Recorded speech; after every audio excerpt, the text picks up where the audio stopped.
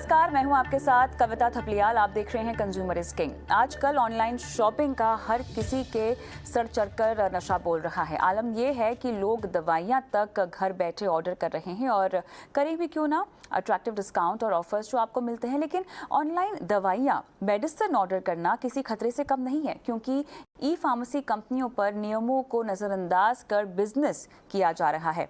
क्या है ये पूरा मामला, देखिए इस रिपोर्ट में।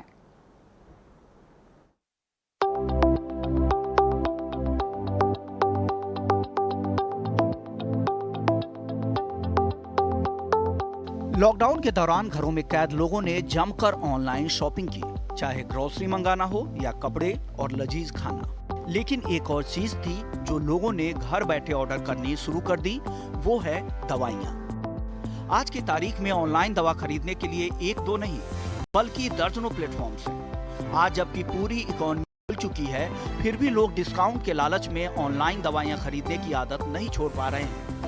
लेकिन चंद पैसों की छूट का ये डिस्काउंट आपकी सेहत पर भारी पड़ सकता है। यही वजह है कि गुजरात हाईकोर्ट ने दवाओं और शेड्यूल्ड दवाओं की ऑनलाइन बिक्री के खिलाफ एक रिट याचिका पर नोटिस जारी किया है। याचिकाकर्ता ने अपनी याचिका में बिना प्रिस्क्रिप्शन के ऑनलाइन मिलने वाली इन दवाओं पर रोक लगाने की अपील की है। याचिकाकर्ता का कहना है कि ई फार्मेसी कंपनियां कस्टमर और कर्मचारी के बीच कॉल पर बातचीत करवाकर प्रिस्क्रिप्शन तैयार कर लेती हैं। इसके साथ ही कई ई फार्मेसी के पास ड्रग्स एंड कॉस्मेटिक एक्ट 1940 की धारा 18 के तहत मिलने वाली जरूरी लाइसेंस भी नहीं है। यहाँ तक कि ये प्लेटफॉर्म्स कुछ दवाएं बिना किसी प्रिस्क्रिप्शन के ही बेच देती हैं। ऐसी दवाओं को 18 साल से कम उम्र के बच्चे भी आसानी से खरीद सकते हैं। आरोप ये भी लग रहा है कि ऐसी दवाइयाँ जिन्हें बिना किसी प्रिस्क्रिप्शन के नहीं खरीदा जा सकता है, यानी शेड्यूल दवाइयों को ई फार्मेसी कंपनियां धड़ल्ले से बेच रही हैं। यानी नियम कानून को ताक पर रख के सिर्फ कारोबार को बढ़ाने के लिए ये कंपनियां लोगों की सेहत से खेल रही हैं। ये पहली बार नहीं है जब ई फार्मेसी कंपनियों पर इस तरह के आरोप लगाए गए हैं। कुछ समय पहले confederation of all India traders ने भी ई फार्मेसी पर लगाम लगाने की मांग की थी। कैट ने आरोप लगाते हुए कहा था कि ई फार्मेसी के नाम पर ये ऑनलाइन कंपनियां उन दवाओं को भी बेच रही हैं जिनकी अनुमति नहीं है। अब जबकि मामला कोर्ट पहुंच चुका है, तो देखने वाली बात यह होगी कि ई फार्मेसी कंपनियां अपनी दलील में क्या कहती हैं। ईटी नाउ स्वदेश। तो ऐसे में अब कई सवाल उठते हैं। कैसे लगेगी ई कॉमर्स कंपनियों के तौर तरीकों पर रोक? ग्राहकों को दवाइयां खरीदने से पहले क्या सावधानियां बरतनी चाहिए? दवाइयां डिलीवर के वक्त किन चीज़ों को चेक करना चाहिए? इन सभी सवाल पर हम जवाब लेंगे और साथ ही फार्मेसी कंपनियों का यहाँ पर जो हमारे पैनलिस्ट पक्ष रखेंगे या जो भी बारीकी है और जो भी सही मुद्दे हैं उनको उठाने की कोशिश करेंगे हमारे पैनलिस्टों के साथ। और हमारे साथ खास मेहमान भी जुड़ गए हैं। फोर्टिस हॉस्पिटल के general physician doctor Pradeep Shah और international consumer policy expert Bijon Mishra भी हमारे साथ आगे चलकर जुड़ेंगे शो में। डॉक्टर प्रदीप, स्वागत है आपका। डॉक्टर प्रदीप, यहाँ पर देखिए हो क्या रहा है, क्योंकि दवाइयाँ ऑनलाइन या ई फार्मेसी वेबसाइट से ख़रीदना कहीं ना कहीं आपकी सेहत के साथ खिलवाड़ करना है, क्योंकि जो रिपोर्ट सामने आ रही है उसमें साफ तौर से ये कहा जा रहा है कि बिना प्रिस्क्रिप्शन के, बिना कोई रिपोर्ट को चेक किए हुए केवल आप फ़ोन पर किसी रिप्रेजेंटेटिव से बात कर लेते हैं और दवाइयाँ ले लेते हैं। इतने नेग्लिजिबल आप अपनी सेहत को लेकर कैसे हो सकते हैं? इसमें ऐसा है कि दो तीन पहलू है इस चीज के। एक तो दवाइयाँ थोड़ी सस्ती मिलती है, 20% 25% इस रेंज में आता है। लेकिन किसी को भी दवा लेने से पहले ये कंफर्म कर लेना चाहिए कि ये जो ई फार्मेसी है ये रजिस्टर्ड है या नहीं है। और दूसरा, ई फार्मेसी रजिस्टर्ड भी रहेगी तो प्रिस्क्रिप्शन जो है वो रजिस्टर्ड मेडिकल प्रैक्टिशनर ने दिया तो ही दे के मीन्स वो दवा दे सकती है। अभी हुआ ऐसा है कि there are lot of unregistered e pharmacy और लोग सेल्फ मेडिकेशन का भी इसमें बहुत डेंजर है। मतलब आपको कभी सर्दी खांसी हुआ तो you will diagnose your self and आप खुद ऑर्डर दे देंगे और एक का दूसरा दवा आपको मिल सकता है। इसमें दो तीन नुकसान ऐसे है कि जो ये ई फार्मेसी में से जो दवाइयाँ आती है, अगर वो स्टैंडर्ड ई फार्मेसी रहेगी और स्टैंडर्ड मेडिसिन प्रोडक्ट रहेगा और वो डिस्काउंट में मिलता रहेगा तो ग्राहक का फायदा है। लेकिन बहुत बार ऐसा होता है कि प्रॉफिट के लालच में you may get medicine which are substandard. कभी कभी तो आउट ऑफ डेट मेडिसिन भी आ जाते हैं, कभी कभी इस तरह के इंग्रेडिएंट उसमें आते हैं जो अपने बॉडी के लिए और सेहत के लिए हार्मफुल भी हो सकते हैं। तो इस सब चीज को मद्देनजर रखते हैं इसमें रेगुलेशन लाने की बहुत जरूरत है, और एक स्टैंडर्डाइजेशन अगर हो जाएगा तो ग्राहक को मतलब थोड़ा फायदा हो सकता है। बट अदरवाइज तो ई मेडिसिन में डायरेक्ट ऐसे दवा लेना इज नॉट दैट गुड। और यहीं पर हमें मुद्दे को फोकस करते हुए दर्शकों को ये समझाना होगा कि किस तरह की ऐसी ई फार्मेसी साइट्स हैं जहां पर आप दवाइयां ऑर्डर कर सकते हैं। दवाइयां ऑर्डर करने का तरीका क्या है, कैसे पहचानें कि आपको सही तरह की दवाइयां दी गई है या नहीं दी गई है। केवल कोई चीज़ आपको ऑनलाइन मिल रही है, सस्ते में मिल रही है, अच्छे डिस्काउंट्स आपको मिल रहे हैं, इसका मतलब ये नहीं कि वो आपके लिए सही है। तो जॉन मिश्रा हमारे साथ जुड़ गए हैं, स्वागत है आपका। देखिए, देश भर में जन औषधि अभियान चलाया जा रहा है। 600 से अधिक जन औषधि केंद्र हैं यहाँ पर। अगर आप गूगल भी करेंगे तो शायद आपको आपके घर के नज़दीक कोई जन औषधि केंद्र मिल भी जाएगा। उसके बावजूद भी केवल कुछ डिस्काउंट के लिए आप इस तरह की ई कॉमर्स, ई फार्मेसी साइट से अपने दवाइयाँ लेते हैं जो कि आपके लिए घातक हो सकती हैं। कहीं ना कहीं जागरूकता की तो कमी आप मानेंगे ही ना? बिल्कुल, जागरूकता की कमी है। और डिस्काउंट क्यों हो, हम तो ये कहना चाहेंगे कि जो एक्चुअल प्राइस है वो प्राइस एमआरपी में दिखना चाहिए, और ये नहीं कि भ्रमित करके हमको ये दिखाया जा रहा है कि एमआरपी बढ़ा चढ़ा कर लिखा जा रहा है और फिर हमको 40% डिस्काउंट दिया जा रहा है। ये तो भ्रमत हुआ। हम तो ये चाहेंगे कि ऐसा कानून आए कि जो एमआरपी होनी चाहिए वही एमआरपी छपनी चाहिए। ये नहीं कि को डिस्काउंट के लोभ में लोगों को मतलब भ्रमित कर दें और फिर गलत सलत दवाई बेच दें। और दवाई कोई एक कमोडिटी नहीं है, ये दाल चावल नहीं है, ये हेल्थ है, ये आपका सेहत को लेकर सुरक्षा प्रदान करते हैं। तो दवाई के साथ हम लोग को बहुत ही केयरफुल होना चाहिए ताकि हमको सेफ मेडिसिन मिले, सही गुणवत्ता वाला मेडिसिन मिले, कानून के तहत मिले। आपने जैसे जन औषधि की बात की है, जन औषधि इसलिए लाया गया क्योंकि जेनेरिक मेडिसिन का प्रचार नहीं हो रहा था हमारे देश में। प्रधानमंत्री ने जन औषधि को एक बहुत बड़ा एक पिक्चर बनाया और सारे देश में उसको फैलाए, क्योंकि कम से कम पैसे में हमको अच्छा गुणवत्ता का दवाई चाहिए और सरकार यदि उसको बेच रहा है तो इसका मतलब उसमें बहुत सारे क्रेडिबिलिटी की बात है, अब विश्वासदायक है। और हम लोग चाहेंगे कि सरकार का मान्यता हो, जो चीज हम खरीदते हैं उस चीज का मान्यता हो। तो हम ये सोच रहे हैं, कई सालों से सरकार के सामने भी हम लोग अपना विनती रखे हैं कि हम लोग एक कानून बनाए हैं ई फार्मेसी को लेकर कि आप कैसे ई फार्मेसी चलाना चाहिए हमारे देश में। उसका एक ड्राफ्ट रेगुलेशन भी बनाए हैं, लेकिन अभी तक उसको लाया नहीं जा रहा है। कारण पता नहीं लग रहा है क्यों नहीं लाया जा रहा है। लेकिन हम उपभोक्ता के नाते हम बड़े चिंतित है कि हम खरीदें नहीं खरीदें, कैसे खरीदें, खरीदना चाहिए तो क्या कानून से हमको सुरक्षित महसूस होगा कि नहीं, कानून है कि नहीं हमारे देश में। हमको हमारे पास अभी कोई सूचना नहीं है इसके बारे में। तो ये बहुत गलत हो रहा है हमारे देश में, जो हम लोग को तुरंत जल्दी से जल्दी सुधारना चाहिए।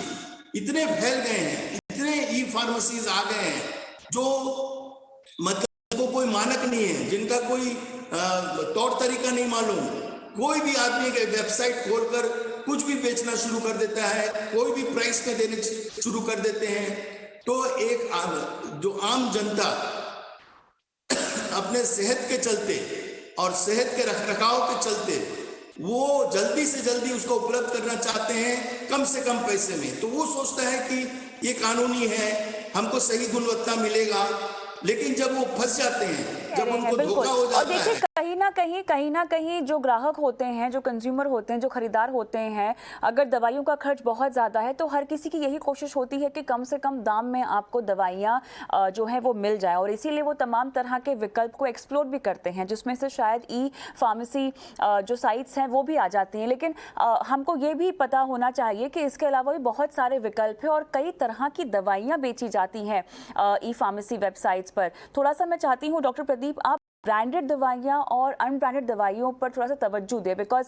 अगर दोनों एक ही तरह की दवाई है, जस्ट बिकॉज कोई दवा ब्रांडेड है और कोई दवा ब्रांडेड नहीं है तो वो सस्ती होगी और वो आप ले सकते हैं, ये माइंडसेट कितना सही है? बिकॉज अल्टीमेटली यहाँ पर जो बात निकल कर आ रही है वो यही है कि हर किसी को सस्ते में दवाइयाँ चाहिए। अब उसके लिए तो आप अपने घर के नीचे जो फार्मेसी होगी, जो केमिस्ट होगा, आजकल तो वो भी आपको, अगर आप लगातार खरीदारी कर रहे हैं दवाइयों की, तो 15 से 20% का डिस्काउंट दे देते हैं। आप चाहें तो सरकारी अस्पताल से ले सकते हैं। तमाम तरह की केंद्र सरकार ने अमृत फार्मेसी जो कि सस्ती और अच्छी क्वालिटी की आपको दवाइयाँ दिलाती है, उसका भी यहाँ पर बंदोबस्त किया हुआ है। तो ब्रांडेड अनब्रांडेड का जो एक खेल है, ये बताएं ये क्या है और ये कहाँ कहाँ बिकता है? देखो, ऐसा है कि दवाइयाँ तो ये नॉर्मल रेगुलर कंज्यूमर प्रोडक्ट तो है नहीं, दवाइयाँ तो एक स्पेशलाइज्ड प्रोडक्ट है और इसके अंदर बहुत सारी मतलब चीजें हैं जो मुद्दे रखना चाहिए। जैसे कि ब्रांडेड दवाएं जो रहती है तो उसके पीछे जो कंपनी रहती है उसका पूरा अकाउंटेबिलिटी रहता है। नो डाउट कि ब्रांडेड दवाइयाँ भी थोड़ा प्रॉफिट जरा ज्यादा लेती है और उसका प्राइस जरा ज्यादा रखती है, बट जेनेरिक के अंदर तो क्या है कि जेनेरिक मतलब एक केमिकल फॉर्मुलेशन जो है वो अलग अलग कंपनी अलग अलग तरीके से बनाती है। और एक कंपनी सपोज किसी ब्रांड का एक्स का दवाई का कीमत समझो 100 रुपया रहेगा, उसी फॉर्मुलेशन की दूसरी दवा 50 में मिलेगी, उसी फॉर्मुलेशन की दूसरी दवा 20 में मिलेगी। तो इसमें क्या होता है कि कभी कभी इंग्रेडिएंट्स थोड़े सब स्टैंडर्ड भी हो सकते हैं, या तो उसका जो मतलब कंटेंट है उसके अंदर भी कुछ आगे पीछे हो सकता है। तो जेनेरिक इज वेलकम, बट इसमें जो रूल्स रेगुलेशन है, जो कायदे कानून है, ये थोड़े और सख्त होना चाहिए, क्योंकि 20, 30, 40% डिस्काउंट कब मिलेगा? कोई लॉस में तो अपना बिजनेस नहीं करेगा। तो जो सप्लाई करने वाले हैं जो ई फार्मेसी, उसको भी तो कुछ प्रॉफिट मिलता रहेगा, तभी वो आगे पास ऑन करते रहेंगे ना। तो इसके लिए जो गवर्नमेंट ने जो रूल्स बनाए हैं कि जो दवा की कीमत डिसाइड होती है, तो उसमें कुछ रूल्स रेगुलेशन लाना बहुत जरूरी है। वैसे ब्रांडेड और अनब्रांडेड में ज्यादा अगर केमिकल कंपाउंड अगर प्योर रहेगा और उसका पूरा स्ट्रिंजेंट अगर मैकेनिज्म रहेगा तो ज्यादा कुछ फर्क नहीं है। और इसीलिए गवर्नमेंट ने अनब्रांडेड दवाइयां मतलब जेनेरिक दवाइयों को प्रोत्साहन दिया है।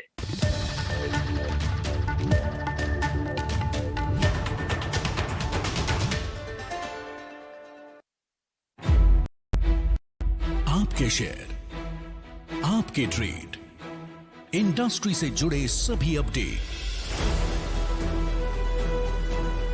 म्यूचुअल फंड या कमोडिटी, जहां भी हो आपका निवेश, पक्की प्लानिंग का है वादा। ईटी नाउ स्वदेश, बढ़ो देश के साथ।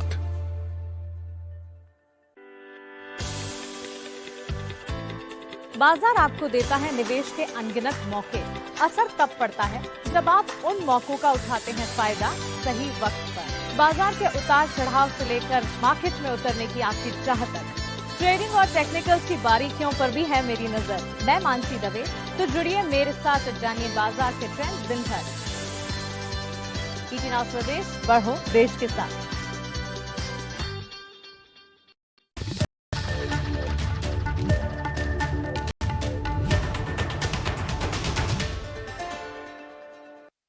ई फार्मेसी से दवाइयाँ मंगाने में कोई हर्ज नहीं है, बशर्त ये है कि आप जहाँ से दवाइयाँ मंगा रहे हैं वो प्रेस्क्रिप्शन देखकर आपको दवाइयाँ दे रहे हैं। ये नहीं कि आप फ़ोन उठाया, उनको अपने सिम्टम्स बता दिए और वही आपके डॉक्टर बन गए और उनको आपके सिम्टम्स के तहत जो दवाई ठीक लगी उन्होंने आपको दे दिया। सवाल ये है कि रजिस्टर्ड और अनरजिस्टर्ड, अब एक आम आदमी के लिए, हम और आप जैसे लोगों के लिए जो शायद इतने टेक सेवी नहीं है, कैसे समझ पाएंगे कि कोई वेबसाइट रजिस्टर्ड है या नहीं है, और अगर रजिस्टर्ड है तो किसके तहत रजिस्टर्ड है? ये सब बहुत टेक्निकल चीज़ें हैं, ये आम आदमियों को नहीं पता होती है बिजॉन जी। बिल्कुल सही। इसलिए पता करने के लिए कानून लाना अनिवार्य है। और हम ये बार बार कह रहे हैं, कोई भी दवाई बेगर लाइसेंस का बिक नहीं सकता है। हर एक दवाई को मैन्युफैक्चर करने के लिए लाइसेंस होता है, और जो स्टेट रेगुलेटर होता है उनका काम होता है सर्वेलेंस करना, एक सैंपलिंग करना, जांच करना, रेड करना। और जब आप उसको एक पारदर्शिता के साथ लोगों के सामने लाते हो, तब लोगों में एक विश्वास पैदा होता है। इसी आज क्या है कि हम लोग अंधाधुंध खरीद रहे हैं ये सोचकर कि जो भी हम खरीद रहे हैं वो सही है, जबकि वो सही नहीं है। कई जगह पे जो पाया गया है, हम लोग स्टडी किए हैं, इंडिया ने एक लार्जेस्ट स्टडी किए हैं, 45,000 मेडिसिन मार्केट से उठाया है, रिटेलर से 8.5 करोड़ रुपया खर्चा किया है इस स्टडी में।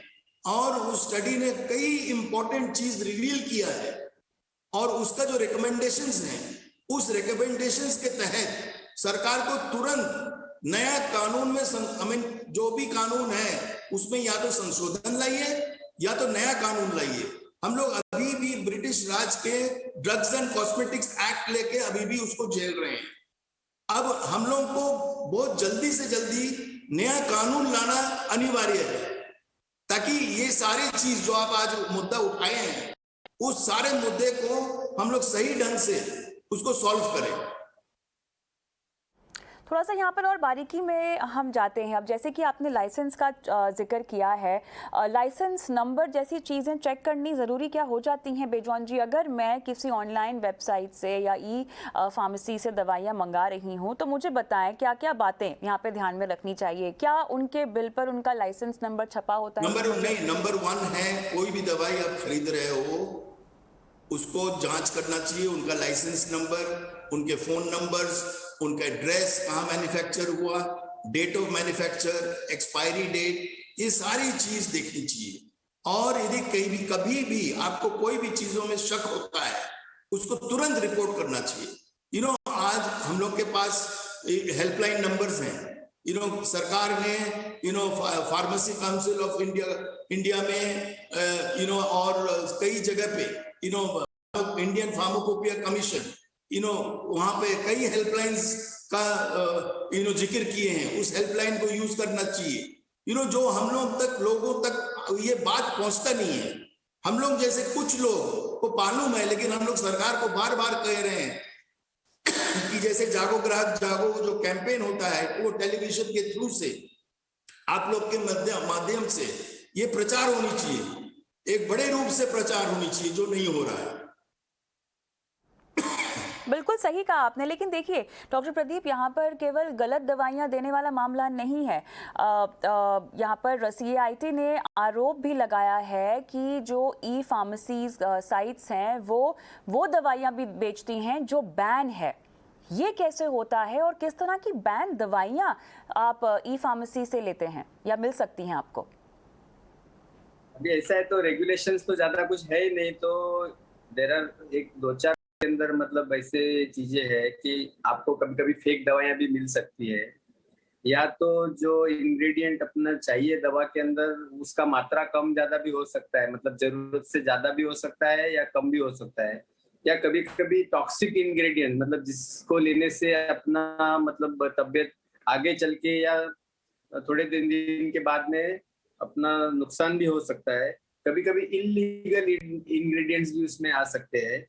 और ऐसा कोई केस आया है डॉक्टर प्रदीप, क्या आपके पास ऐसा कोई केस आया है जहां पर ऑनलाइन किसी ने दवाई मंगा दी और गलत दवाई उनको दे दी गई, जो बैंड कंपोनेंट था वो उस दवाई में निकला और बहुत सीवियर प्रॉब्लम हो गई? कि ऐसे केसेस आपने देखे हैं या आपके आसपास ऐसे केसेस हुए हैं?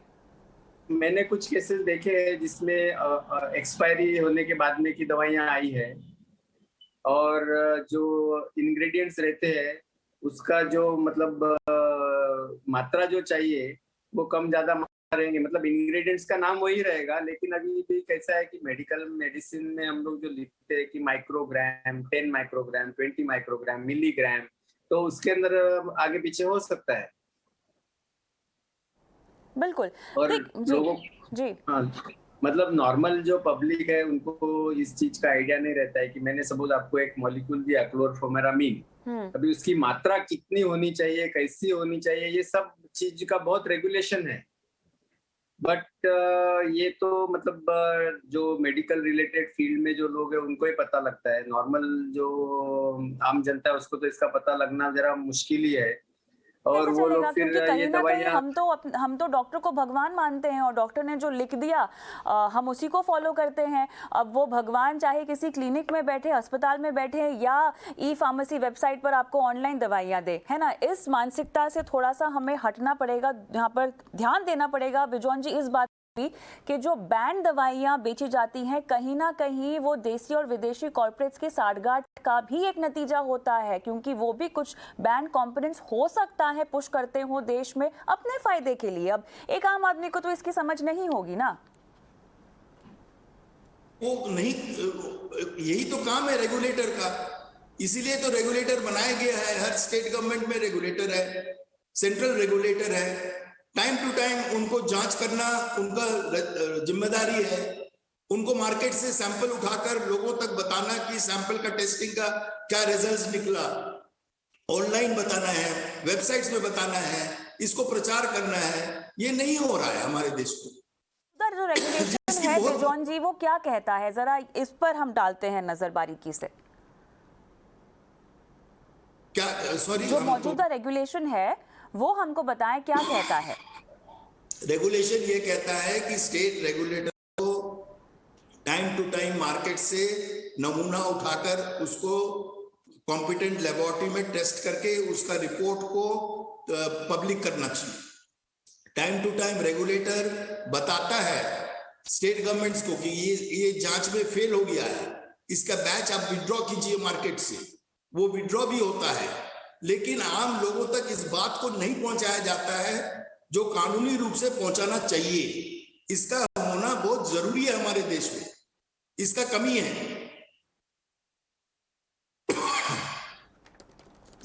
ये कानूनी हम लोग का हक है। कानूनी ये कहा जाता है कि रेगुलेटर को ये सारे बात को निष्पक्ष के रूप से लोगों तक पहुंचाना चाहिए, जबकि वो नहीं पहुंचता है। वो केवल वेबसाइट तक सीमित हो जाता है।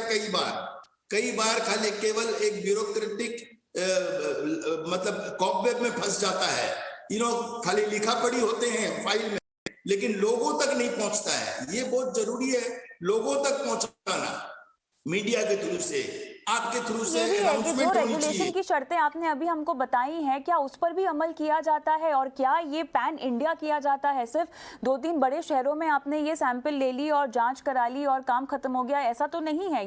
ये जो चीजें हम बात कर रहे हैं, और ये तो केवल ई फार्मेसी की बात हो रही है।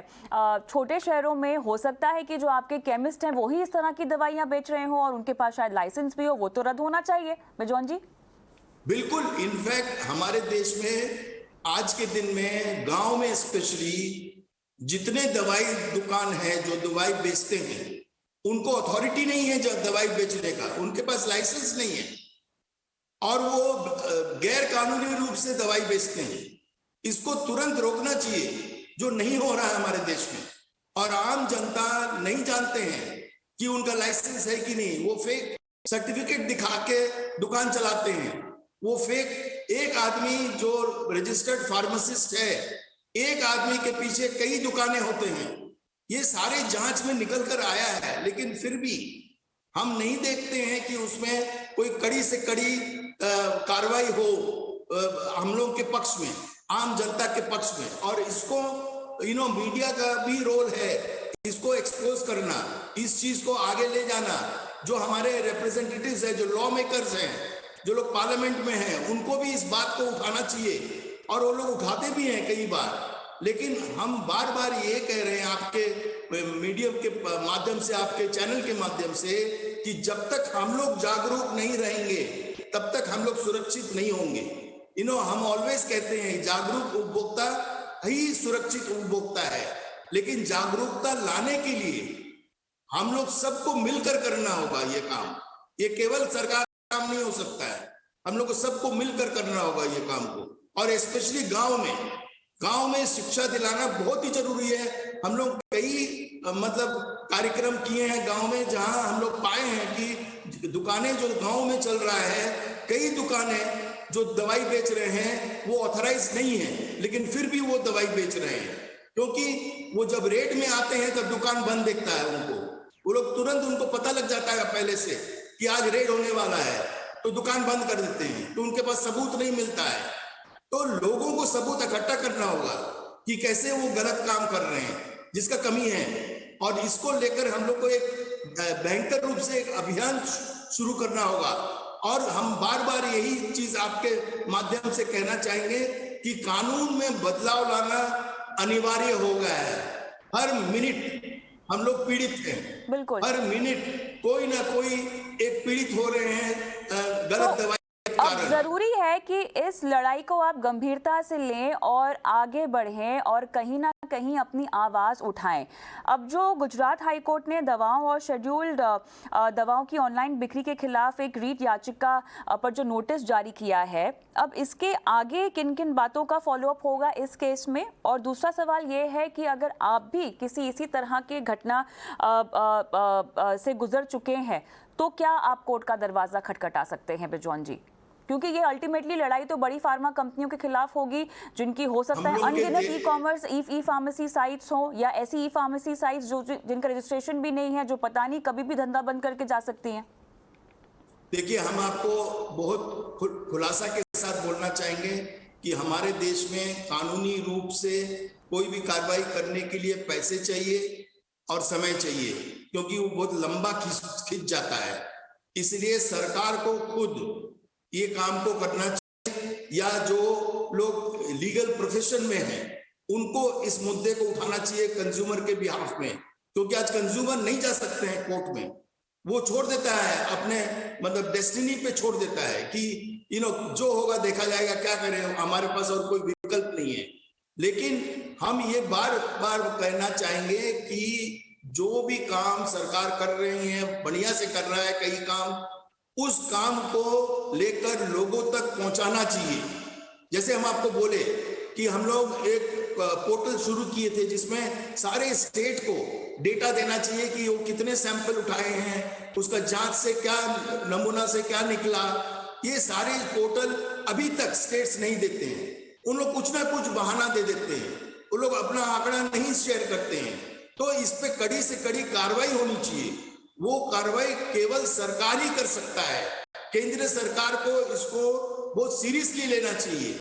और ये कोई एक मामूली एक मुद्दा नहीं है, ये आपका सेहत को लेकर है, ये आपका लाइफ को लेकर है, तो ये बहुत सीरियस मैटर है। हम समझते हैं कि इस सीरियस मैटर को लाइटली नहीं लेना चाहिए और इस पे कई प्रोग्राम्स करनी चाहिए आप लोगों को भी। बिल्कुल, हमारी कोशिश यही है कि लोगों को जागरूक बनाया जाए। आप जैसे पैनलिस्टों को शो पर बुलाकर दूध का दूध, पानी का पानी किया जाए। लेकिन अब देखना होगा कि यहाँ पर जो रीट याचिका का नोटिस जारी किया गया है, इस पर आगे क्या एक्शन होता है। और जहाँ तक दिशा निर्देश आने की बात है, गाइडलाइंस आने की बात है, तो अब वक्त आ गया है कि फार्मेसी वेबसाइट्स पर सरकार थोड़ा सा संज्ञान ले और ग्राहकों के हित के लिए थोड़ा सा और यहाँ पर कड़ाई बरते। बहुत बहुत धन्यवाद आप सभी का इस खास पेशकश में शामिल होने के लिए। मुझे भी इजाजत दें। नमस्कार।